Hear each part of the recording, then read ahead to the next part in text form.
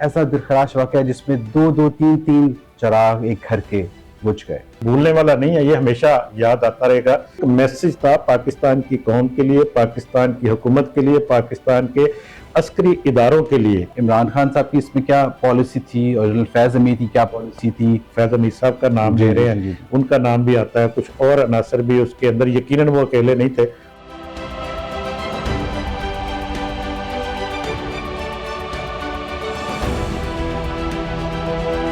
अस्सलाम वालेकुम, अपने नाज़रीन को खुशामदीद कहते हैं आफ्ताब न्यूज़ के करंट अफेयर्स प्रोग्राम में। नाज़रीन, आज 16 दिसंबर 2025 है। सानेब APS पेशावर को 11 साल बीत गए। आज भी हम दहशत गर्दी के मामलात का शिकार हैं। ये वो वाक़या था जिसमें 132 तलबा ने जाम शहादत नोश किया और उसमें 15 असातिज़ा और एडमिनिस्ट्रेशन स्टाफ भी शामिल था। 147 की तादाद, और ऐसा मामला जिसने दुनिया में पाकिस्तान में रहने वालों को, इवन दर्द दिल रखने वालों को एक ऐसा हिला दिया कि जिसकी मिसाल शायद नहीं मिलती। नाज़रीन, ये वाक़या ऐसा दिलखराश वाक़या जिसमें दो दो तीन तीन चिराग एक घर के बुझ गए।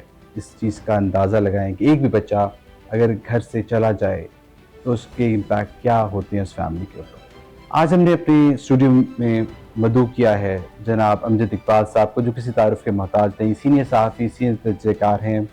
आज हम इस वाक़े के हवाले से इनसे गुफ्तगू करेंगे। APS का वाक़या है, आपके नज़दीक ये पाकिस्तान की तारीख़ में इसकी क्या अहमियत है और हमारी जो उसके आफ्टर इफ़ेक्ट्स जो हैं हमारे कौम पे, हमारे मुल्क पे, हमारे बच्चों पे क्या पड़े? बहुत शुक्रिया मोहसिन साहब आपका कि आपने मौका दिया आज के इस अहम, मैं समझता हूँ कि बहुत अहम और बड़ा ही हमारे लिए दिलसोज एक वाक़या इस दिन होता है जिसका नाम हम सानिया APS लेते हैं। देखिए, एक इससे पहले भी इसी डेट को एक सानिया हमारे ऊपर गुजर चुका है, उसकी तकलीफ़ अभी तक हमारे दिलों में है। और ये जो सानिया APS है, ये भी वैसे ही एक वाक़या, इसको हम कह सकते हैं कि उसी तरह का तकलीफ़ दे हर पाकिस्तानी के लिए, हर जो दर्द दिल रखने वाला इंसान है उसके लिए ये एक बहुत बड़ा सानिया था और तकलीफ़ देता। और जब तक ये हमें याद आता रहेगा, और ये भूलने वाला नहीं है, ये हमेशा याद आता रहेगा और ये हमारी तकलीफ़ को बढ़ाता रहेगा, ये हमारे उस दर्द को बढ़ाता रहेगा जो कि उस दिन भी हमने महसूस किया था जब ये वाक़या सानिया हुआ था। तो देखिए, ये इसके आफ्टर इफेक्ट्स की आपने बात की, तो ये कौमों के लिए ये ऐसे सानिहात और ऐसे वाक़यात जो होते हैं ना, वो उनके लिए एक नए रास्ते भी खोलते हैं। और ये पाकिस्तान के लिए भी मैं समझता हूँ कि ये एक इस सानिया ने वो नई सोचें दी थी पाकिस्तान के हर शहरी के लिए, पाकिस्तान की हर सियासी जमात के लिए, पाकिस्तान के हर इदारे के लिए, कि हमने, आपको याद होगा कि जब ये सानिया होता है तो उसके बाद से पूरी कौम एक पेज पर खड़ी थी, चाहे वो अपोजिशन की जमात थी, चाहे वो हुकूमत की जमात थी, चाहे कोई इदारा था, चाहे वो अस्करी इदारा था, गैर अस्करी इदारा था, कोई सिविलियन थे, कुछ आप ये कह सकते हैं कारोबारी तंजीमें थी। पूरी पाकिस्तानी कौम और बल्कि पूरी दुनिया के अंदर दर्द दिल रखने वाले इंसान, उन्होंने इसकी तकलीफ महसूस की और उन्होंने यकजहती का इजहार किया। और हमने सोचा कि ऐसे वाक़यात पाकिस्तान के अंदर क्यों हो रहे हैं और इनको हमने रोकना कैसे है। और सब लोग, आपको याद होगा कि इस सानिया के बाद तमाम लोग एक टेबल पर बैठे थे और एक जगह पे बैठ के मुतफिका तौर पर एक फैसला किया गया था उस वक्त, जिसका नेशनल एक्शन प्लान बनाया गया था। आपको याद होगा कि जिसके तकरीबन 20 के करीब पॉइंट्स थे, उसके नुकात थे। और उसके तहत फिर आगे हमने ये तय किया था कि हमने अपने मुल्क से दहशतगर्दी को कैसे ख़त्म करना है, क्योंकि ये एक मैसेज था पाकिस्तान की कौम के लिए, पाकिस्तान की हुकूमत के लिए, पाकिस्तान के अस्करी इदारों के लिए, कि TTP ने इसकी चौकी जिम्मेदारी, जैसे आपने खुद कहा कि उन्होंने कबूल की थी इसकी। और TTP क्या थी? एक वो तंजीम थी जिसको मैं समझता हूँ कि पाकिस्तान के कुछ लोगों की माजी की गलतियां आप कह सकते हैं, उनको आज भी हम कहते हैं कि कुछ गलतियां पाकिस्तान के इदारों से भी हुई होंगी, लेकिन पाकिस्तान की कुछ सियासी और गैर सियासी शख्सियात की गलतियां थी जिनकी वजह से टीटीपी इतनी ताकतवर होती है। और जब हमने फैसला किया था कि दहशतगर्दी को ख़त्म किया जाए, आपको याद होगा कि वो शुमाली इलाका जात में हमारे जो सरहदी इलाका जात हैं वहाँ पे हमने दहशतगर्दी के खिलाफ जब शुरू की कार्रवाई, तो ये उसके जवाब में ये सारा कुछ हुआ था। टीटीपी ने बच्चों को टारगेट क्यों किया, और ये भी थोड़ा सा फरमाइएगा कि टीटीपी का बैकग्राउंड क्या है, कि कैसे पाकिस्तान में इसने अपने इतने पैर जमा लिए। टीटीपी के बैकग्राउंड के हवाले से जानने के लिए हमें बहुत दूर तक जाना पड़ेगा। हमें याद होगा कि जब अफगानिस्तान के ऊपर रशिया ने कब्जा किया था, तो उस वक्त हमारे कुछ इधर से मदरसों से तालिब इल्मों को वहाँ पे जहाद के लिए या जहाद के नाम पे भेजा गया था। फिर वहाँ पे उन्होंने लड़ाइयाँ भी की, लड़े भी, कुछ उसमें शामिल हुए अफगानिस्तान के अंदर से लोग, और जो वहाँ के मकामी थे। फिर ये मिलकर एक फोर्स बनी, उनकी ट्रेनिंग्स हुई, उनको असला मिला, उनको सारी चीज़ें मिली। फिर जब ये ख़त्म होती है, अफगान जंग जब ख़त्म होती है, उसके बाद एक नया एक सिलसिला शुरू होता है जो 9/11 के बाद का है, जब वहाँ पे अमेरिका ने हमला शुरू किया। उससे पहले वो मुजाहिदीन को सब कुछ मिलता रहा, लेकिन फिर जब 9/11 के बाद जब हमारे सामने सूरत आती है, तो फिर उसके बाद वो दहशतगर्द उनको बना के और उनके ऊपर फिर हमले किए गए और उनको मारा भी गया। और उसमें आप ये समझिए कि जी कि पाकिस्तान के ऊपर ये इल्ज़ाम आता था कि जी पाकिस्तान अमेरिका की फैसिलिटेशन कर रहा है। और ये एक आप समझ लें कि एक गुस्सा भी था, और एक और उसके नतीजे में हुआ ये कि जी कि वो पाकिस्तान के अंदर भी हमले शुरू हो गए दहशतगर्दी के उसके जवाब में।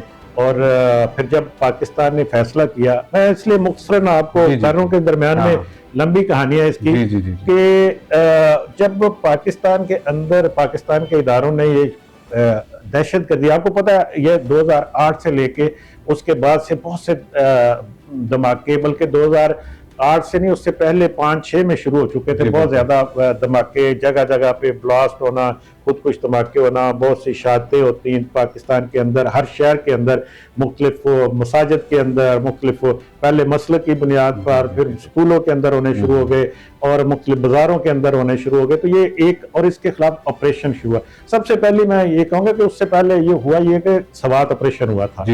उसके बाद जब वहां से क्लियरेंस के, आपको याद होगा उस वक्त इस तरह की खबरें आई थी कि 50 किलोमीटर दूर, ये एक बड़ी मरूफ और मशहूर एक हेडलाइन लगी थी एक इंटरनेशनल इदारे में, पेपर में, कि 50 किलोमीटर दूर रह गए वो। बस ये आप, फिर उसके बाद ये सवात ऑपरेशन होता है, तो वहां से उनको निकाला जाता है। उसके बाद ये जब ये दहशतगर्दी का सिलसिला फिर हो गया शुरू, तो पाकिस्तान के इदारों ने, पाकिस्तान की हुकूमत ने फैसला किया कि हमने इनको खत्म करना है। फिर इनके खिलाफ जब ऑपरेशन शुरू हुआ, तो फिर ये, अच्छा यहाँ पे एक पॉइंट और ज़हन में रखिएगा, यहाँ पे दो फिर टीटीपी बन गई।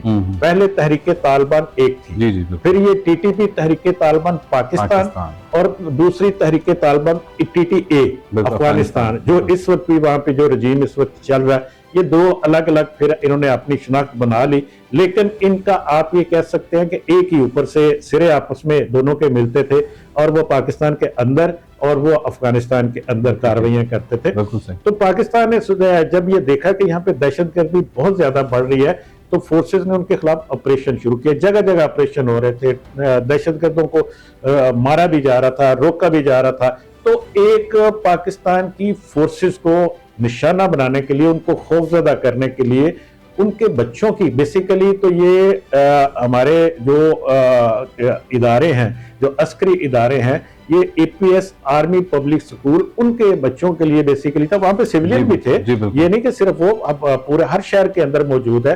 तो लेकिन टारगेट उनको करना सिर्फ उनको था, फोर्सेस को, और उनके बच्चों को निशाना बनाने का मकसद ये था कि जी कि ये मैसेज आए कि आपके बच्चे भी हमसे दूर नहीं है, ये खौफजदा हो जाएंगे शायद कि पाकिस्तान के जो इदारे हैं और पाकिस्तान की हुकूमत है। लेकिन पाकिस्तान की मैं ये कहूँगा कि जी के फोर्सेस ने और पाकिस्तान की अवाम ने और पाकिस्तान की हुकूमत ने, पाकिस्तान के तमाम तबकों ने यकमुश्त होकर इस चैलेंज को कबूल किया। वालिदैन को बंदा सलाम पेश करे जिनके घर के 2-2 चिराग जो है ना, 3-3 चिराग, 3-3 बिल्कुल ऐसा हुआ, जो बच्चे चले गए। और आपने बहादुरी देखी उनकी, वो बड़े मसलन बड़ी साबित कदमी के साथ खड़े रहे। ठीक है, आंखों से आंसू भी थे, लेकिन चेहरे पे हमें एक अज़्म नजर आता था, एक हिम्मत नजर आती थी, और एक बड़ी जज्बाती मनाजर हमने देखे उस वक्त मुख्तलिफ तकरीबात के अंदर, मुख्तलिफ वहाँ पे उस मौके पर उसातिज़ा के हवाले से हमें बहुत सारी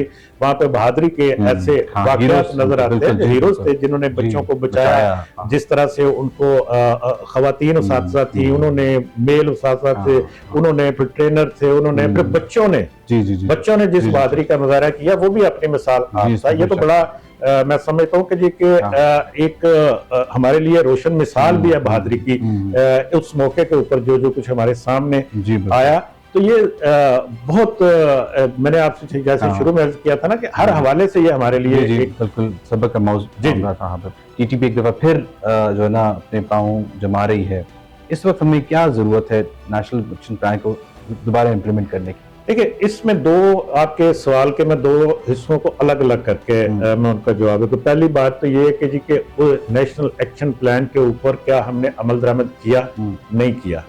हमने उसके चंद एक पॉइंट्स के अलावा किसी के ऊपर अमल दरामद नहीं किया, और उसकी बहुत सी वजूहात हैं। उसकी सियासी वजूहात भी हैं, और कुछ इदारों के अंदर से भी शायद कोई वजूहात हो सकती हैं कि कुछ जिस तरह से हम कहते हैं कि फैसिलिटेशन उनकी, और इस तरह से मामला कुछ हल्कों की तरफ से कुछ होते भी रहे, लेकिन कुछ सियासी बहुत ज्यादा थी उसमें, और इस मामले के ऊपर भी सियासत की गई और चमकाया गया सियासत को, फिर उन लोगों की हमदर्दियां हासिल करने के लिए कि वो हमारे साथ हमें सियासी सपोर्ट देंगे, हम आपको यहाँ से महफूज रखेंगे। अब देखिए, उसमें था क्या, नेशनल एक्शन प्लान में था क्या? सबसे पहले तो ये था कि आप जिन दहशतगर्दों को सजाए मौत हो गई है उनके ऊपर अमल दरामद करें। क्या हुआ? नहीं। फिर हमने देखा कि क्या जब वो खसूसी फौजी अदालतें कायम करने का एक उसमें शिक थी, क्या वो कायम करने के लिए आसानी के साथ होने दी गई? हम आपको पता, अब तक आज के दिन तक जब हम बात कर रहे हैं, इसके केसेस ही नहीं खत्म होने दिए जा रहे, और अदालतों के अंदर से भी अफसोस के साथ ये कहना पड़ता है कि जी इस मामले को लटकाया भी गया और इस चीज को क्लियर नहीं होने दिया गया कि वो बेसिकली दहशतगर्दी को खत्म करने के लिए था। फिर ये था कि जो उन खसूसी जो जमातें हैं जिनके अंदर दहशतगर्द अनासर मौजूद हैं या उनके ऊपर दहशतगर्दी का इल्जाम आता है, उनके ऊपर पाबंदी लगाई जाए। क्या हमें लगाने दी गई? इदारों की जो सलाहियत है दहशतगर्दी से निपटने के लिए, उसको बेहतर बनाया जाए, वहाँ पे नए इदारे बनाए जाएं, वहाँ पे नेक्टा को मजबूत किया जाए। फिर हमने उसमें एक और पॉइंट था, उसमें यह था कि जी कि सोशल मीडिया के अंदर जो दहशतगर्द अनासर हैं उनकी फैसिलिटेशन और उनके हवाले से हमदर्दियां पैदा करना और उसको प्रोपेगेंडा करना कि पाकिस्तान अपने इदारों के खिलाफ और उनकी हमायत में, उसको रोका जाए। ये उस वक्त 2014 के बाद जब ये नेशनल एक्शन प्लान बना था, उस वक्त तय किया था। लेकिन आज भी हम देखते हैं जब भी ये बात होती है तो एक क्या उसके ऊपर रद्द-ए-अमल आता है। अपनी गुफ्तगू में फरमाया कि कुछ सियासी अनासर थे और कुछ ऐसे लोग थे जिन्होंने इसकी फैसिलिटेशन का किरदार अदा किया। तो हम खुल के बात करें कि अगर हम देखें कि इमरान खान साहब की इसमें क्या पॉलिसी थी और जनरल फैज़ अमीन की क्या पॉलिसी थी कि सवात से सबको निकाला और उसको क्लीन स्वीप किया, उसको क्लीन अप किया, और फिर इनको दोबारा जो है वो कैसे वापस लाया गया। हो सकता है कि हमारे कुछ इदारों के अंदर बैठे हुए लोगों की गलतियां भी हो सकती हैं। उसमें जो आप फैज़ अमीन साहब का नाम ले रहे हैं, उनका नाम भी आता है, कुछ और अनासर भी उसके अंदर, यकीनन वो अकेले नहीं थे, उनके साथ कुछ और लोग भी थे और एक सोच थी। और आपको याद होगा कि बहुत अरसा तक हम इनको अपनी अफगानिस्तान के अंदर जो अनासर मौजूद थे, जो वहाँ पे जंग भी लड़ रहे थे, सारा कुछ कर रहे थे, उनको हम अपनी स्ट्रेटेजिकल डेप्थ करार देते रहे। बिल्कुल सही। और वो सिर्फ किसी आम नीचे वाले लेवल पे नहीं है कि वो ये अगर हमारी कोई स्ट्रेटेजिक डेप्थ है तो इसका क्या मतलब है? ये नहीं कि वो हमारे अपने लोग हैं, हम उनको फैसिलिटेट करेंगे और उनसे मदद भी लेंगे और उनकी मदद करेंगे। इसका मतलब मुझे तो जो समझ आता है वो यही है, ठीक है। लेकिन ये सोच आज साबित हो रहा है कि ये गलत थी, उस वक्त भी दुरुस्त नहीं थी। और इसी सोच की बुनियाद पर जो फैज हमीद साहब आप जिनका जिक्र कर रहे हैं, वो उसी सोच के ताबे आप ये कह सकते हैं। और उनका जो उनके साथ जो लोग थे, इमरान खान साहब ने भी मुज़ाकरात की बात की। जी, फिर उसमें ये आपको याद होगा कि जी के इमरान खान साहब ने तो एक जुलूस निकाला था कि यहाँ पे ड्रोन अटैक क्यों होते हैं, और वो ड्रोन अटैक किस पे होते थे, वो हमेशा दहशतगर्दों के ऊपर हुए, जिसने भी किए। हाँ, ये हमारी एक तफव्वुज़ ये हो सकता है कि जी हमारी सरजमीन के ऊपर बर्ड से आके क्यों कोई करता है, ये हमें इसके ऊपर से लेकिन वो होते कहाँ पे थे? दौरे हुकूमत भी उन्होंने मैं सिर्फ आपको सिर्फ ये करने का मकसद ये बात की कि ये सोच वहां से चल रही है। फिर जब अब उनका दौरे हुकूमत 2018 के बाद की हम सूरत बात करते हैं, 17 के बाद की, 18 के बाद की, स्पेशली जब एकदम से कुछ चीजें चेंज होती हैं, फिर इन्हीं तमाम लोगों को वहां जब अफगानिस्तान में धकेला गया था, भेजा गया था, उनको फिर ये गुड़ तालिबान कह के और अपने बच्चे कह के उनको ला के वहां पे आबाद किया गया, और थोड़ी सी तादाद में नहीं, फिर हजारों की तादाद में लोगों को वहां पे आबाद की गई, और कहा गया कि ये कौमी दायरे में शामिल होंगे। लेकिन वो कौमी दायरे में इस तरह से शामिल हुए कि उन्होंने वहां पे आके अपनी अलग अलग छोटी छोटी रियासतें बनाना शुरू कर दी, लोगों से भत्ते वसूल करना शुरू कर दिए। फिर उसमें हम देखते हैं कि उन्होंने किस तरह से लोगों को अपने मुताबिक डालने की कोशिश की, और क्या जिसको अगवा बराए तवान की वारदातें हमारे सामने बेशुमार ऐसे वाकयात है। फिर जब आप देखते हैं कि उनके खिलाफ जब एक्शन की बात होती है आज के दिन तक भी, तो कहां से आवाज उठती है कि उनके खिलाफ एक्शन नहीं होना। सिर्फ एक ही जमात है और एक ही आप लीडर आप कह सकते हैं, उसकी तरफ से ये आवाज उठती है कि जी कि ये इनके खिलाफ एक्शन क्यों। आज भी जब खैबर पख्तूनख्वा में एक्शन की बात होती है, तो अभी 4 रोज पहले वज़ीर आला खैबर पख्तूनख्वा ने ये मौजूदा जो है ये भी बार बार यही कि हम नहीं करने देंगे जी एक्शन, हम ऑपरेशन वहां पे। और इससे पहले भी वज़ीर आला यही कहते थे कि हम नहीं करने देंगे ऑपरेशन। आपको पता पिछले साल भी ये बात हुई थी कि वहां पे ऑपरेशन की मंजूरी दी गई, हालांकि वो ऑपरेशन कुछ और तर्ज का था। ये कहा गया था कि इंटेलिजेंस बेस्ड और टारगेटेड ऑपरेशन होगा, कोई ऐसा नहीं है कि किसी लोगों को नकल करनी पड़े, लोगों को वहां से घरों को छोड़ना पड़े, सिर्फ हम दहशतगर्दों को वहां से निकालना चाहते हैं। बिल्कुल। आगे आने वाली नस्लों को और हमारे इदारों को क्या मैसेज देना चाहेंगे कि ये सानिया, इस तरह के सानिया दोबारा पेश ना आए? जब ये सानिया होता है उसके बाद से हम देखते हैं कि अपने इदारों को, अपने तमाम जो हमारे जो स्कूल हैं, कॉलेजेस हैं, फिर दीगर जो इदारे हैं, उनको हमने बहुत हद तक महफूज बनाया। हमने सिक्योरिटी के अपने मेयर्स किए, और यही नतीजा उसका है कि आज बहुत कम वो दहशतगर्दी हो गई। उसके हवाले से अगर हमला होता भी उसको नाकाम बना दिया जाता है। लेकिन मैं मैसेज मेरा यही है कि देखिए हमें जो सानिया EPS के बाद हमने जो अज़्म किया था, आज मुझे नजर आ रहा है कि उसके ऊपर अमल दरामद हो रहा है। उस नेशनल एक्शन प्लान के ऊपर उस तरह से तो नहीं जो उसको तय किया था, लेकिन हमें होता हुआ नजर आ रहा है। हम चाहे अपना अफगान बॉर्डर देख लें या चाहे अपना मशरकी बॉर्डर देख लें, दोनों तरफ हमें एक अपनी सिक्योरिटी मजबूत होती हुई नजर आ रही है। और इसको हमें ये सबक है हमारे लिए, और वो शोहदा हमसे सवाल करते हैं आज भी कि हम इतने सालों में 11 साल हो गए इस साने को, और आज तक हम दहशतगर्दी पर मुकम्मल काबू क्यों नहीं पा सके। तो हमें उस मैसेज को जरूर ज़हन में रखना है, चाहे वो हमारे अस्करी इदारे हों, सिक्योरिटी के इदारे हों, पुलिस हो, FC हो, रेंजर्स हो, या हुकूमत हो, या सियासतदान हो, सियासी क़यादत हो।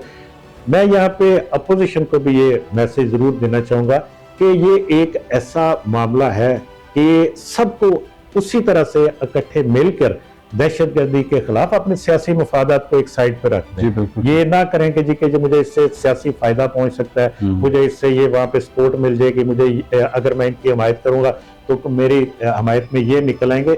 वो नहीं निकल सकते, वो कुछ नहीं कर सकते। अगर करना है पाकिस्तान के अवाम ने करना है, तो पाकिस्तान के अवाम की हिफाजत के लिए, अपने वतन की हिफाजत के लिए इकट्ठे हो जाए, कंधे से कंधा मिला ले। क्योंकि पाकिस्तान है तो हम सब हैं, पाकिस्तान नहीं है तो हमारा कुछ भी महफूज नहीं है। ना हमारा मजहब महफूज है, ना हमारी इज्जतें महफूज है, ना हमारा कारोबार महफूज है, ना हमारा बच्चे महफूज है, कुछ नहीं, हमारा फ्यूचर भी नहीं है। इसलिए पाकिस्तान है तो हम सब हैं।